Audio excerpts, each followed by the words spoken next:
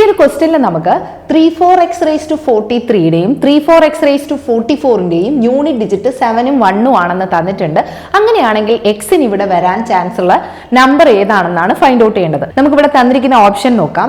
5 ആണ് എക്സിന് തന്നിരിക്കുന്നത്. 5 ആണ് യൂണിറ്റ് ഡിജിറ്റ് എങ്കിൽ ഏത് പവേഴ്സ് എടുത്താലും 5 ആയിരിക്കും വരിക. സോ ഇവിടെ പറഞ്ഞിരിക്കുന്ന രണ്ട് കേസസും പോസിബിൾ അല്ല, അതുകൊണ്ട് 5 അല്ലെന്ന് മനസ്സിലായി. അതുപോലെ തന്നെ 6ന്റെ കേസിലും 6 ആണ് യൂണിറ്റ് ഡിജിറ്റ് എങ്കിൽ ഏത് പവർ എടുത്താലും യൂണിറ്റ് ഡിജിറ്റ് 6 ആയിരിക്കും. അതുകൊണ്ട് ഇവിടെ തന്നിരിക്കുന്നത് 7ഉം 1ഉം ആണ്. സോ അത് രണ്ടും പോസിബിൾ അല്ല. ഇനി നമുക്ക് 3ഉം 2ഉം ആണുള്ളത്. അതിൽ നമുക്ക് 3യെ നോക്കാം.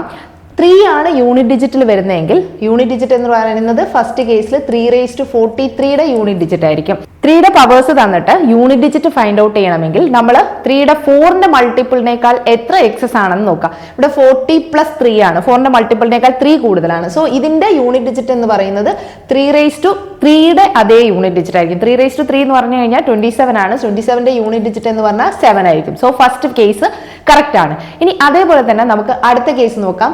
3/44 ആണ് സെക്കൻഡ് നമ്പറിൽ നമ്മൾ യൂണിറ്റ് ഡിജിറ്റ് ചെക്ക് ചെയ്യേണ്ടത്. 3/44 എന്ന് പറഞ്ഞു കഴിഞ്ഞാൽ 4ന്റെ മൾട്ടിപ്പിൾ ആണ്. 3യുടെ പവർ 4ന്റെ മൾട്ടിപ്പിൾ ആണെങ്കിൽ യൂണിറ്റ് ഡിജിറ്റ് 1 ആയിരിക്കും. സോ ഈ രണ്ട് പോസിബിലിറ്റീസും കറക്റ്റ് ആവുന്നത് യൂണിറ്റ് ഡിജിറ്റിൽ 3 വരുമ്പോഴാണ്. So option B is the correct answer.